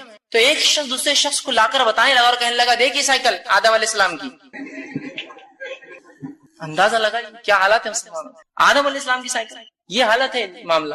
تو ہر چیز کو کر دیا، اتنی واضح صفتیں بتائی کہ کوئی بیوقوف، اس لیے میں کہہ رہا ہوں آخر میں یہ کہہ سکتا ہے کہ یہ انسان نہیں، کوئی مشین ہے، اے ٹی ایم مشینز ہے، کمپیوٹر سکرینز ہے، ایل سی ڈی، پتہ نہیں کیا کیا، بہرحال اتنی واضح نشانیاں۔ پہلی چیز جو آپ صلی اللہ علیہ وسلم نے جو واضح علامتیں بتائی، میں علامت رکھتا ہوں، جو خوبیاں بتائی اس کی علامتیں وہ یہ ہے، اس کا خلاصہ یہ ہے کہ ایک پست قد انسان ہوگا، پست قد سمجھے نا، گدھا قد انسان ہوگا، مضبوط جسم والا۔ ابھی صفتیں میں دجال کی بتا رہا ہوں تو آپ ایک دوسرے کو مت لگائیے، آس پڑوس کے لوگوں کو مت لگائیے، اتنا دیکھ تیرے لیے بول رہی ویسا مت کیجیے، ٹھیک ہے، ورنہ ہوتا ہے لگائیں، اس لیے کہ یہ آدم کی اولاد سے ہے تو کہیں نہ کہ انسان ایک جیسے ہی ہوتے ہیں نا، اس لیے کہ آپ سمجھ میں صحابی کو ایک خطاب کر رکھا وہ اس صحابی سے ملتا جلتا ہے، اس کا مطلب یہ نہیں کہ کوئی برائی ہے، گڈھا ہونا، صحت مند ہونا، یہ ہرگز نہیں، لیکن اس کے اوصاف آدم کے بیٹوں میں ایسے اوصاف ہوں گے، ٹھیک ہے۔ تو آپ نے فرمایا کہ پست قد ہوگا، ٹھیک ہے، اسی طرح جو ہے مضبوط جسم والا ہوگا، اسی طرح جو ہے بڑے سر والا شخص ہوگا، اور فرمایا دونوں آنکھیں عیبدار ہوں گی، ایک آنکھ جو ہوگی الٹی وہ بند ہوں گی، مطلب اس پہ چمڑا لگا ہوگا، سیدھا آنکھ نہیں ہوگی، دوسری آنکھ جو ہوں گی جسے دیکھ پاتا ہوں گا وہ خراب ہوں گی، جیسے انگور ہوتا ہے نا، انگور کا دانا جس کا دیدہ خراب ہو جاتا ہے تو وہ اس کا رنگ بدل جاتا ہے، کالا نہیں ہوتا ہے، اس طرح سے اس کو نقص ہوگا اس کی دونوں آنکھوں میں، تو ایک خراب اس پہ چمڑا لگا ہوا، اسی سے اس کو مسیح کہا جاتا ہے دجال، کہ ایک آنکھ خراب جس کی ہے دجال، دوسری آنکھ اس کی ایک انگور کے دانے کے جس طرح اس طرح ہوں گی، آنکھیں عیبدار ہوں گی اس کی، اسی طرح دائیں آنکھ انگور کے دانے کی طرح جو ہوں گی، ٹھیک ہے۔ اسی طرح جو ایک روایت میں آتا ہے کہ آنکھ پہ چمڑا نہیں ہوگا بلکہ وہ آنکھ انگور کی جیسی ہوں گی، دوسری آنکھ سے دیکھ سکتا ہوں گا، ممکن ہے دونوں چیزیں کہ ہمیشہ بند رکھتا ہوں اور کبھی کھولتا ہوں، اس وجہ سے بند کی علامت میں یہ بتایا گیا، کھلا رکھتا ہوں گا تو اس طرح سے دیکھتی ہوں، بہرحال جو بھی ہے۔ اسی طرح آپ نے فرمایا آنکھ پر چمڑا آیا ہوا ہوگا، بال اس کے گھنے اور گھنگرالے ہوں گے، پیشانی اس کی بڑی ہوں گے، بہت گھنے بال اور گھنگرالے بال ہوں گے، پیشانی اس کی چوڑی ہوں گی، جلد کا رنگ سفید مطلب گورا انسان ہوگا، اور اس کی دونوں پنڈلیاں بے عیب ہوں گی، ذرا خوبصورت نہیں ہوں گی، آرچ شیپ مطلب ہوتا ہے نا کچھ لوگوں کے پیر سے ٹیڑھے ہوتے ہیں نیچے سے، اس طرح سے اس کی کھلے ہوئے پیر ہوں گے، مطلب سیدھے پیر ہوں گا، یا ایسے پیر جس کو دیکھ کر آدمی کو لگے نقص ہے اس کے اندر، تھوڑا لچک ہے، تھوڑی کمی ہے، تھوڑی خرابی ہے اس کے پیروں میں، تو اس قسم کے اس کے پیر ہوں گے، ٹھیک ہے. اور دونوں آنکھوں کے درمیان 3 حرف لکھے ہوں گے، کاف فے رے. ہر مومن جاہل ہو یا پڑھا لکھا ہو، اگر ایمان والا ہے تو پڑھ لیں گا کافر.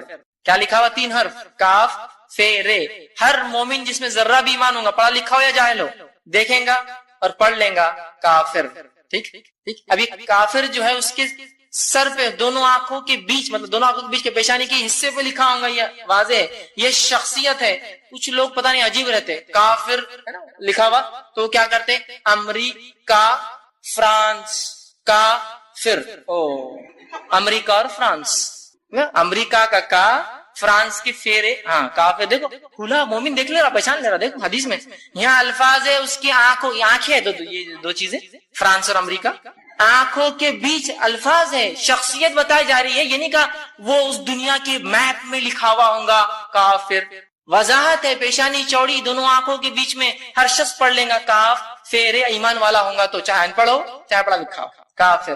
سمجھے؟ شخصیت ہے، واضح شخصیت ہے، اس میں کوئی دو رائے نہیں کی شخصیت نہیں، کوئی مشین، کوئی آلات، کوئی عجیب چیز ہے، بلکہ ایک شخصیت ہے، یاد رکھیں. ٹھیک. تو یہ جسمانی اوصاف ہے جو حدیث میں آئی. اسی طرح دجال کے ظاہر ہونے کی جگہ، صحیح مسلم کی روایت ہے، ابو بکر رضی اللہ عنہ حدیث کے راوی، آپ کہتے ہیں آپ صلی اللہ علیہ وسلم نے فرمایا دجال مشرق میں ایک ایسی جگہ سے خروج کرے گا جس کو خراسان کہا جاتا ہے. خراسان سمجھتے ہیں؟ خراسان یہ ایران کا ایک ضلع ہے، ابھی آج بھی بہرحال خراسان ایک ضلع ہے ایران کا. اس خراسان علاقے سے نکلیں گا. یہ رہتا الگ جگہ ہے، ظہور یہاں سے کریں گے. سمجھے؟ ظاہر جب ہوں گا پبلک میں، عوام میں عام ہوں گا تو خراسان سے ہوں گا، ناندیڑ سے نہیں. ٹھیک. دیکھیے الفاظ کے ساتھ ہے نا حدیث میں، آپ کوئی شک ہی نہیں رہا کہ اندازہ تکا نہیں لگا سکتے نا، آپ کی مشرق بول تو کہیں تک بھی چلے جاؤ گھومتے ہیں نا.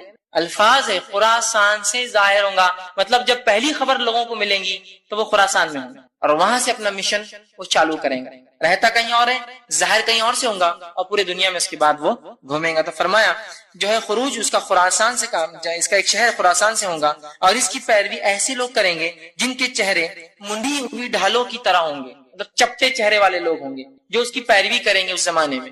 بہرحال کون ہوں گے واللہ عالم، لیکن ایک حدیث میں اس کی وضاحت اور بھی آتی ہے. بہرحال تو آپ نے فرمایا خراسان سے نکلیں گے، ظاہر جب ہوں گے. اسی طرح دجال ابتدائی ظہور اور شہرت شام اور عراق کے درمیان ہوں. ایک روایت نے فرمایا نکلیں گا خراسان سے، لیکن جو شہرت اس کو ملیں گی، پبلسٹی ملیں گی، وہ عراق اور شام کے بیچ میں کسی بستی میں ملیں گی. رہتا کہیں اور ہے، ظاہر خراسان سے ہوں گا، لیکن پبلکلی اناؤنسمنٹ اور جو اس کے نقصانات ہیں وہ پتہ چلیں گے جب وہ عراق اور شام کے بیچ میں کسی شہر میں، چونکہ وہ سفر کریں گا، شہر شہر، بستی بستی، گھر گھر جائیں گا، تو وہاں جو ہے ظاہر ہوں گا اور وہاں سے اس کو پاپولیرٹی ملے گی، وہاں سے جو ہے وہ مشہور اور شہرت پالیں گا ان 2 علاقوں کے بیچ میں. اسی طرح جو ہے نواز بن سمعان رضی اللہ عنہ فرماتے ہیں اور کہتے ہیں وہ شام اور عراق کے درمیان ایک مقام سے ظاہر ہوں گا. خراسان سے نکلیں گا، کچھ لوگ وہاں تیاری کریں گے، وہ مشہور اور جو ہے شہرت پائیں گا عراق اور شام کے بیچ کے برابر ایک علاقے میں. اسی طرح دجال کیا وہ کوئی شخص ہے؟ کیا آج وہ ہے؟ آئیے اس کا جواب ہم دیکھتے. اب اس کا جواب آ رہا ہے. ایک پورا طویل واقعہ ہے جو صحیح مسلم کی روایت ہے. حدیث میں عامر بن شرجل اشجعی، انہوں نے ایک بات جو ہے فاطمہ بنت قیس رضی اللہ عنہا سے کہا مجھے کوئی ایسی حدیث سنائیے جو آپ صلی اللہ علیہ وسلم سے آپ نے راست سنی تھی اور اب تک کس کو نہیں بتائی، اور مجھے بتائیے آپ حدیث. اچھا تم ایسی حدیث مجھ سے سننا چاہتے ہو جو آپ صلی اللہ علیہ وسلم نے راست سنی، مطلب کسی اور کے ذریعے نہیں، میں خود تھی، تو سنو. پھر انہوں نے فرمایا اور کہا ہے ایک روز رسول اللہ صلی اللہ علیہ وسلم کی منادی نے آواز دی، اعلان کیا کہ نماز کو آؤ. اذان کے علاوہ اعلان ہوا کہ نماز پڑھو اور آؤ وہاں خاص طور سے. اس کے بعد جب منادی دی اور آواز سنی، وہ اعلان کر رہا تھا لوگوں نماز کھڑی ہونے والی ہے. مطلب اذان تو ہو گئی تھی لیکن کچھ نہ کچھ اسپیشل پروگرام ہے، اس لیے وہ کہہ رہا تھا نماز کھڑی ہو رہی، چلو مطلب اس کے بیٹھنا ہے، تمہیں کچھ سننا ہے. اس کے بعد وہ کہتی ہے کہ یہ سن کر میں بھی مسجد چلی گئی اور جب میں صف میں کھڑی ہوئی تو مردوں کے بعد کی جو عورتوں کی پہلی صف تھی اس میں تھی، مطلب ایک دم فور فرنٹ، میں سب سے سامنے بیٹھی اور سن رہی تھی یہ سب چیز. جب آپ صلی اللہ علیہ وسلم نماز پڑھ چکے اور نماز پڑھنے سے آپ فارغ ہوئے تو آپ ممبر پر جلوہ افروز ہوئے، ممبر پر بیٹھے چڑھ کر، اور آپ صلی اللہ علیہ وسلم جو ہے آپ کا چہرہ خوشنما تھا، آپ کے چہرے پر مسکراہٹ تھی، آپ کے چہرے پر تبسم تھی، مسکراہٹ تھی، آپ خوش تھے جیسے کوئی چیز کی تصدیق ہو رہی. ہاں یہی تھا، ایسے ہی معاملہ تھا، خوش تھے آپ. اس کے بعد آپ صلی اللہ علیہ وسلم نے فرمایا کہا ہر شخص اپنی جگہ پر بیٹھ جائے اور میری بات غور سے سنیں، میں کیا سنانا چاہتا ہوں. نماز کے علاوہ منادی جو دی گئی تھی اس مسئلے کے لیے تھی. اور فرمایا بیٹھا رہے اور فرمایا آپ نے فرمایا کہ اللہ کی قسم میں تم کو جو باتیں رغبت دلاتا تھا جو دجال کے تعلق سے، اب وہ باتیں جو میں نے تم سے کہی تھی دجال کے تعلق سے، ایک شخص اس کی تصدیق کرنے آیا ہے۔ کیا کہا خوش ہو کر کہ میں تم سے جو دجال کے تعلق سے اس کی فتنوں کے بارے میں بتاتا تھا، تم لوگوں کو اس چیز کی تصدیق کرنے کے لیے ایک شخص آج آیا ہے۔ اور تمیم الداری رضی اللہ عنہ یہ ایک عیسائی شخص تھے، یہ 30 لوگوں کے ساتھ ایک جہاز میں سفر کر کے کہیں جا رہے تھے جب تک یہ عیسائی تھے۔ تو آپ سے فرماتے ہیں کہ تمیم الداری جو آپ کے بازو ہی بیٹھے تھے، ممبر کے بازو تھے، وہ ایمان لا چکے تھے لیکن پہلے عیسائی تھے، وہ یہاں آئے اسلام قبول کیا اور واقعہ سنایا، جس واقعے کو رسول اللہ ممبر سے سنا رہے ہیں۔ واقعہ کیا سنیے۔ تو آپ نے فرمایا کہ کیا میں تمہیں دجال سے رغبت نہ دلاتا تھا؟ اب آؤ سنو۔ تمیم آئے میرے پاس اور فرمایا وہ نصرانی تھے، میرے یہاں آئے، میرے ہاتھ پر بیعت کی، انہوں نے اسلام قبول کیا، انہوں نے مجھے ایک واقعہ سنایا جو میری ان احادیث کے موافق ہے جو میں تمہیں دجال کے بارے میں سناتا تھا، مطلب میری باتوں سے موافقت کر رہی، اور وہ واقعی وجہ بنا تھا تمیم کے ایمان لانے کا۔ یاد رکھیں کیا واقعہ وہ انہوں نے مجھے بیان کیا جو آپ سے بیان کر رہے ہیں۔ اور تمیم نصرانی تھے، ایمان قبول کیا، وہ ایک الگ مسئلہ، مہر نبوت لگ رہی ہے اس پہ، آپ کو شک کی گنجائش نہیں، رسول اللہ اس کو دوہرا رسول اللہ۔ آپ نے فرمایا کہ تمیم نے مجھ سے فرمایا وہ 30 لوگوں کے ساتھ ایک سفر پہ تھے، راستے میں طوفان آیا، طوفان میں کشتی ادھر سے ادھر مشرق سے مغرب اچھال اچھال کے جو ہے پانی نے پھینکنا شروع کیا۔ 1 مہینے تک ہم طوفان میں پھنسے رہے۔ 1 مہینے میں طوفان میں پھنسنے کے بعد کشتی ایک ایسے مقام پہ رکی جہاں ایک چھوٹا جزیرہ نظر آ رہا تھا۔ اس جزیرے کے پاس ہم نے جہاز کو روکا۔ کچھ لوگوں نے چھوٹی کشتی ہوتی ہے نا، جہاز میں چھوٹی کشتی ہوتی ہے، بہت سی جگہ جزیرے جو ہوتے ہیں وہاں ساحل برابر نہیں ہوتا ہے، تو ہم نے کشتی نکالی، کشتی میں ہم لوگ سوار ہوئے، اس جزیرے کی طرف گئے۔ جب ہم جزیرے کی طرف گئے اور وہاں اترے تو ایک ایسی چیز اور ایسی شے ہمارے سامنے آئی، اور اس کے آنکھ پر اتنے بال تھے کہ اس کا اگلا اور پچھلا ہم کو سمجھ میں نہیں آتا تھا وہ کیا ہے۔ ہم نے کہا اے شخص تجھ پر لعنت ہو، کون ہے تو؟ تیرا نہ اگلا سمجھتا ہے نہ تیرا پچھلا سمجھتا ہے۔ مطلب اس کے جسم پر اتنے زیادہ بال تھے کہ تعجب اور حیرانی سے انہوں نے کہا یہ لعنت ہے تجھ پر، منوس کیسا تو انسان ہے، تیرا اگلا پچھلا کو سمجھتا نہیں، تو ہے بھی کیا چیز؟ تو اس نے کہا میرا نام جساسا ہے۔ تو نے کہا جساسا؟ تو کہا میں کسی کا جاسوس ہوں، میں کسی کا جاسوس ہوں۔ اور کہا میرا آقا جو اس محل میں بند ہے تمہیں بلاتا ہے، ذرا چلے جاؤ۔ تمیم کہتے ہیں کہ ہم پہلے ہی سے گھبرا لیے تھے، جس کا نہ اگلا سمجھتا نہ پچھلا سمجھتا تھا کیا ہے، مطلب اتنے بال تھے، ہم ڈرے ہوئے تھے۔ ہم نے سوچا اب چلے جانا چاہیے اس کے مالک کے پاس، چونکہ اب ہم تابع ہو گئے تھے نا، اب جزیرے پہ اتر گئے، اب اتنی خطرناک شے ایک چیز سامنے آ گئی۔ ہم لوگ دوڑے اور وہاں گئے۔ جب اس محل میں گئے تو اس جساسا نے کہا، اس نے کہا تم لوگ اس شخص کے پاس جاؤ جو الگ تھلگ ایک دور جگہ میں رہتا ہے اور تمہارے بارے میں جاننے کا بڑا خواہش مند ہے، مطلب اس کو علم ہے کہ تم لوگ یہاں آئے ہو اس جزیرے کے۔ وہ کہتے ہیں کہ اس جساسا نے جب اپنا نام لیا تو ہمیں اندیشہ ہو گیا اور ہم یہ سوچنے لگے شاید یہ شیطان ہے، اور اب اس کی بات ماننا پڑیں گے۔ تو ہم سوچنے لگے چونکہ وہ عیسائی تھے، ابھی مسلمان نہیں تھے، شاید یہ شیطان ہے، اور ہم جو ہے جلدی سے جو اس خانقاہ اس محل کی طرف بھاگنے لگے کہ کم از کم اس سے تو نجات ملیں گی، شیطان سے اس کے آقا سے مل لیں گے، اور بھاگنے لگے، چل پڑے۔ جب ہم اس میں داخل ہوئے تو ہم نے ایک عظیم الجشا ایک شخص دیکھا، بہت ہیوی ہیکل۔ اب آپ بولیں گے ایک طرف تو کچھ باتیں آ رہی ہے پستہ خط کی، ایک طرف ہیوی ہیکل، انشاءاللہ بعد میں اس کی وضاحت کروں گا۔ ہیوی ہیکل بہت بڑا ایک شخص تھا جس کو جو ہے مضبوطی سے زنجیروں میں باندھا ہوا تھا، اس کے دونوں ہاتھ اس کی گردن پہ باندھے ہوئے تھے، ہوتا نا جو بہت خطرناک قیدی ہوتے ہیں ان کے ہاتھ باندھ دیتے ہیں، اور اس کے دونوں پیر گھٹنے سے لے کر ٹخنوں تک باندھے ہوئے تھے زنجیروں میں، اور زنجیریں جو ہے لگی ہوئی تھی کہ وہ ہلچل بھی نہیں کر سکتا تھا اور بھاگ بھی نہیں سکتا، ہاتھ بھی بندھے تھے پیر بھی بندھے تھے۔ ہم اس شخص کے پاس گئے اور عظیم جیسا شخص تھا، بہت مضبوطی باندھا تھا، اس کے دونوں ہاتھ اسی گردن سے باندھے ہوئے تھے اور گھٹنے سے ٹخنوں تک لوہے کی زنجیروں میں جکڑا تھا۔ ہم نے کہا تیرے لیے ہلاکت تو کون ہے؟ وہ ایک شیطان دکھ رہا تھا اور ایک تم کون ہو؟ تو شخص نے کہا، اس نے کہا تم لوگ میرے بارے میں جاننے میں کامیاب ہو گئے، پہلے تم مجھے کچھ بتاؤ، میں پھر بعد میں اپنا تعارف دیتا ہوں میں کون ہوں۔ تو کہا پوچھ بھی کیا پوچھنا۔ تو ہم نے کہا، دوست نے کہا تم لوگ کون ہو، پہلا سوال۔ ہم نے کہا، تمیم کہتے ہیں ہم نے کہا ہم عرب لوگ ہیں، عرب سے آئے ہیں، ہم ایک بحری جہاز میں سفر کر رہے تھے، سمندر میں طوفان آیا، طوفان نے تھپڑے مارے، 30 دن تک ہم پریشان رہے، 30ویں دن طوفان تھما، کشتی آگے ساحل پہ رکی، ہم چھوٹی کشتی میں سوار کے یہاں آئے، وہ ایک شخص ملا جس کا نہ اگلا سمجھتا تھا نہ پچھلا سمجھتا تھا، ہم نے اسے بددعا دی، اس نے کہا تم بلا رہے ہو، اور جب ہم نے سنا تو ہم جو ہے تمہارے پاس آ گئے ملنے۔ کہا اچھا یہ معاملہ ہے؟ پھر اس شخص نے کہا، اور وہ کہتے ہیں، اس نے کہا تم لوگ جو ہے تم کون ہو؟ ہم نے کہا ہم عرب ہیں۔ ایک بحری جہاز اور پورا واقعہ سنا ہے اور وہ جانور ہمیں جو یہاں لے آیا. ہم نے اس سے پوچھا تیرے لیے تباہی و بربادی ہو, تو کون ہے, اب بول. اب ہم نے بتا دیا پورا ہمارا کیا ہے, اب تو کون ہے بتا. تو اس نے کہا جو ہے میں جیسا مطلب اس کا واقعہ, اس کی بات جو ہے, اس نے کہا تم لوگ اس بڑے محل میں آ جاؤ. تو ہم اس کی بات سن کر آ گئے اور تمہارے جانب آئے. اس نے کہا جو ہے مجھے جو ہے اب یہ چھوڑو کیا تھا, مجھے بیسان کے بارے میں بتاؤ. ابھی بھی اس نے اپنا تعارف نہیں دیا, کہا مجھے بیسان کے بارے میں بتاؤ. اور بیسان فلسطین کے ایک شہر کا نام ہے, یاد رکھیں آج بھی وہ شہر. تم وہ سب چھوڑو, مجھے بیسان کے بارے میں بتاؤ. میں اپنا تعارف ابھی نہیں دوں گا, بعد میں دے دوں گا. تو ہم نے کہا تم بیسان کے بارے میں کیا جاننا چاہتے ہو, ایک شہر ہے. تو اس نے کہا نہیں وہ مت, وہ نہیں پوچھنا چاہ رہا ہوں. اس نے کہا مجھے یہ بتاؤ کیا اس میں درخت, اس کے درخت پھل لے رہے ہیں. مطلب بیسان ایک جو ہے ریگستانی علاقہ تھا, کیا اب اس علاقے میں درخت اگتے ہیں اور پھل دیتے ہیں اور پھول آتے ہیں. تو انہوں نے کہا, ہم نے کہا دیتے ہیں, پھل دیتے ہیں, پھول آتے ہیں. اس نے کہا قریب ہے کہ اس کے درخت پھل دینا بند کر دیں گے. پھر آگے اس نے سوال کیا, اس نے کہا مجھے بحر تبریہ کے بارے میں بتاؤ.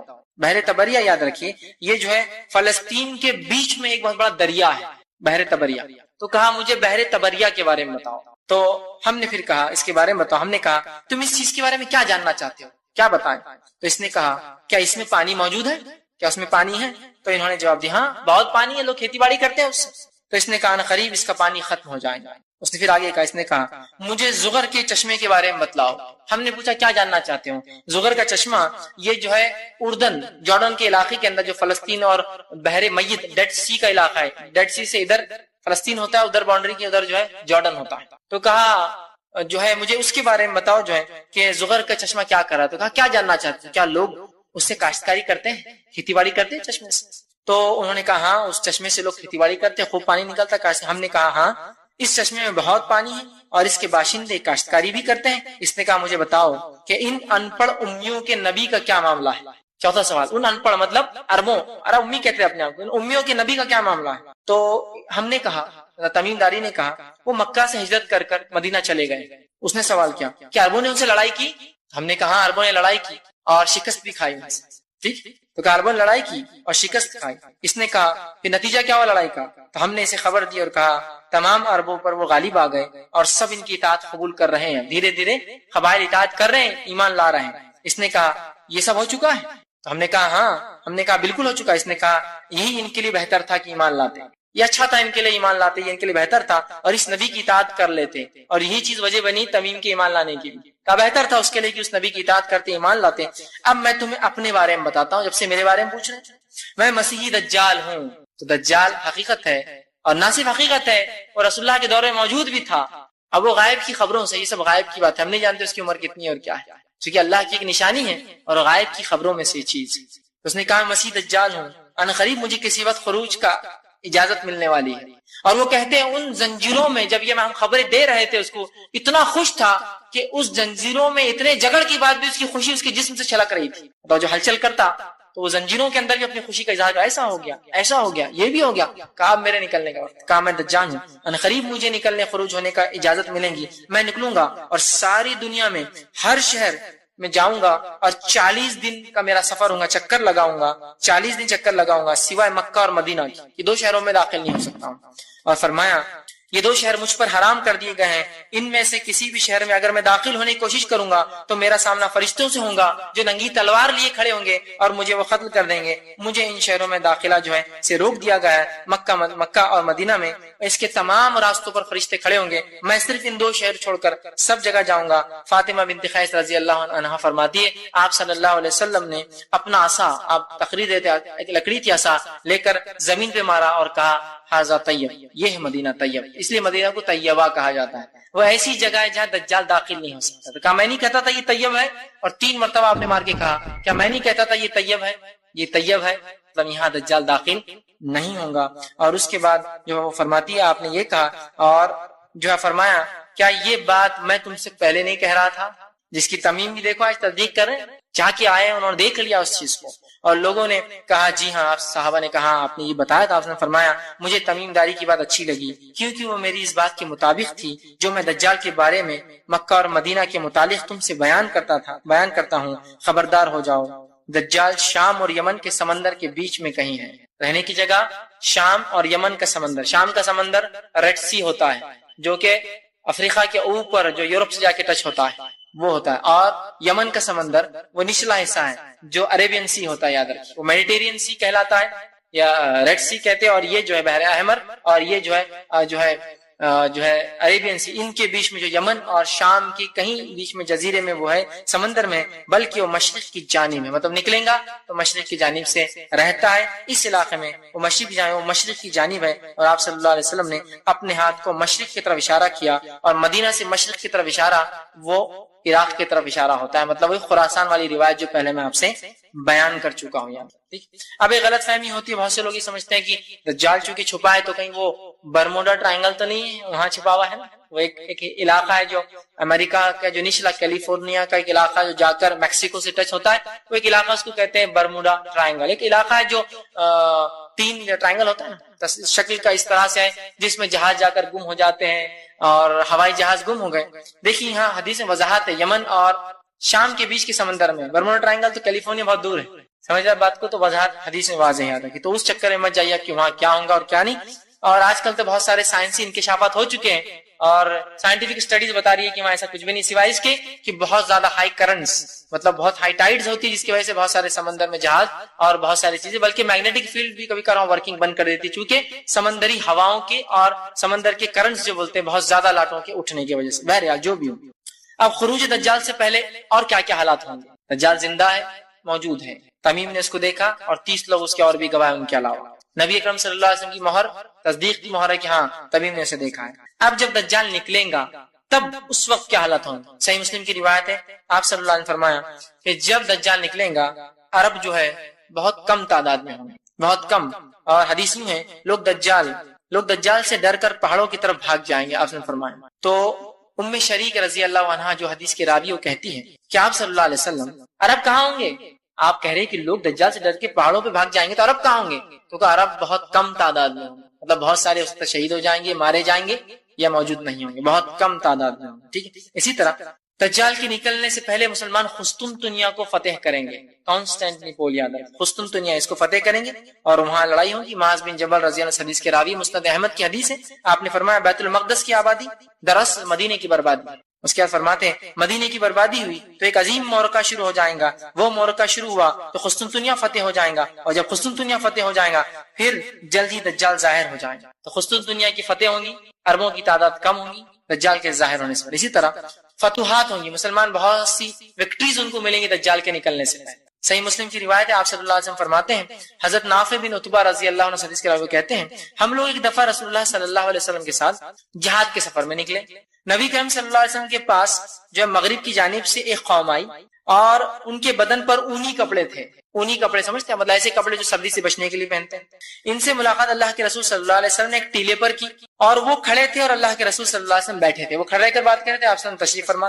مجھے خیال آیا کہ میں جا کے اللہ کے رسول کے پاس کیوں نہ بیٹھوں، دشمن کے آدمی تو نہیں اور اللہ کے رسول قتل نہ کر دے، حملہ نہ کر دے، اس خیال سے میں گیا، لیکن ڈر بھی لگ رہا تھا کہ آپ سب ناراض نہ ہو جائے، سیکرٹ بات چل رہی ہوں، پرائیویٹ ٹاک ہوں۔ پھر بھی میں نے اللہ کے رسول کی جان کی سوچ کر جا کے دونوں کے بیچ میں بیٹھ گیا، اللہ کے رسول نیچے بیٹھے، وہ کھڑے تھے اور میں بیچ میں آ کے بیٹھ گیا تاکہ حفاظت کریں، اور اللہ کے رسول صلی اللہ علیہ وسلم کے درمیان کھڑے ہونا چاہیے، اور وہ کہتے ہیں کہ اللہ کے رسول ہم کو دھوکے سے قتل نہ کر دے۔ پھر میں نے کہا شاید اللہ کے رسول ان سے کوئی خفیہ بات چیت کر رہے، بہرحال میں آیا اور ان کے بیچ درمیان کھڑا ہو گیا۔ میں نے آپ سے 4 باتیں سیکھی جنہیں میں انگلیوں پر گن سکتا ہوں، جو آپ ان کو فرما رہے تھے، ان لوگوں سے کہہ رہے تھے۔ آپ نے فرمایا تم جزیرے عرب میں جنگ کرو گے تو اللہ تعالیٰ اسے فتح کر دے گا، پھر فرمایا پھر تم ایران پر حملہ کرو گے، اللہ تعالیٰ اسے فتح کر دے گا، پھر تم روم پر حملہ کرو گے، اللہ تعالیٰ تمہیں اسے فتح کر دے گا، پھر دجال پر حملہ کرو گے، اللہ تعالیٰ تمہیں اس معاملے میں بھی فتح یاب دے گا اور کامیاب کر دے گا، ٹھیک۔ تو یہ حالات ہوں گے دجال کے نکلنے سے۔ اسی طرح دجال کے نکلنے سے پہلے 3 ایسے سال گزریں گے، 3 ایسے سال ہوں گے جس کے تعلق سے آتا ہے کہ بہت سخت سال ہوں گے۔ اس سے پہلے ایک وضاحت بہرحال جو میں نے کہی تھی کہ ایک روایت میں دجال کم قد کا ہے، خوب چوڑا ہے، دوسرے اس میں تھا بہت لہیم شہیم آدمی ہے۔ حدیث میں ایک الفاظ آتے ہیں کہ دجال جب غصے میں آئے گا تو وہ بڑا ہو جائیں گا، واللہ عالم کس طرح سے، چونکہ غائب کا معاملہ ہم نہیں جانتے، مطلب وہ بڑا ہو جائیں گا۔ ہوتا ہے نا انسان غصے میں آئے تو کس طرح سے ہو جاتا ہے، ایک آدمی ہے ایک دم بیٹھا ہوا ہے اپنی حیت بالکل دبلا پتلا، لیکن جب غصہ آئے تو آپ دیکھیے وہ بڑا دکھنے لگ جاتا ہے آپ کا، نا کھڑا ہو جاتا ہے، جوش میں ہاتھ نکال دیا، نسیں پھول گئی، اس کی پوری گردن موٹی ہو گئی ہے نا، پورا غصے سے بڑا ہو جاتا ہے۔ تو وہ غصے اور خوشی کی حالت میں بڑا ہوں گا اور شیطان حالت میں چھوٹا رہے گا۔ بہرحال چونکہ غائب کا معاملہ پھر بھی جو بات تطبیق کی دونوں کے بیچ میں یہ ہو سکتی ہے۔ اسی طرح جو ہے بارش نہ ہوگی، اب آپ کہیں گے 7 8 یا 9 سال امام مہدی جب آئیں گے تو سب سے اچھے دن ہوں گے۔ اب یہاں یہ روایت ہے کہ دجال کے آنے سے بارش، جبکہ امام مہدی زندہ ہے وہاں، یہ کیسے ہوگا؟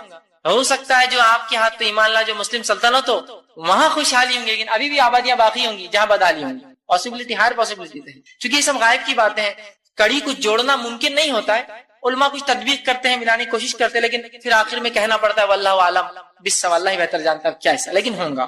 تو آپ سے فرمایا، ابن ماجہ کی روایت ہے، ابو امامہ باہلی رضی اللہ عنہ حدیث کے راوی وہ کہتے ہیں آپ صلی اللہ علیہ وسلم نے فرمایا دجال کے آنے سے پہلے 3 سخت سال گزریں گے۔ پہلا سال، لوگ ان سالوں میں شدید بھوک اور پیاس میں رہیں گے، مبتلا ہوں گے۔ پہلے برس اللہ تعالیٰ آسمان کو حکم دیں گا کہ وہ اپنی 1/3 بارش روک دے، زمین کو حکم دیں گا 1/3 اناج روک دے، آسمان سے 1/3 بارش کم، زمین سے 1/3 پیداوار کم۔ دوسرے سال اللہ آسمان کو حکم دے گا 2/3 بارش روک لے، زمین کو حکم دے گا 2/3 پیداوار روک دے۔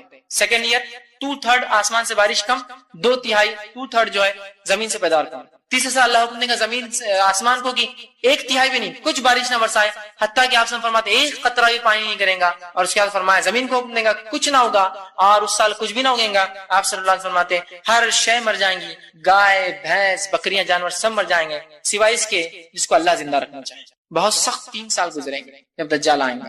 اسی طرح دجال جب آئیں گا تو فتنوں کی کثرت ہوں گی، یاد رکھیے بہت فتنے ہوں گے دنیا میں، اتنے فتنے کہ جس کی کوئی انتہا نہیں، یاد رکھیے۔ تو بہت باکثرت جو ہے فتنے ہوں گے، اور اس کے بعد جو ہے دجال اس وقت نکلیں گا۔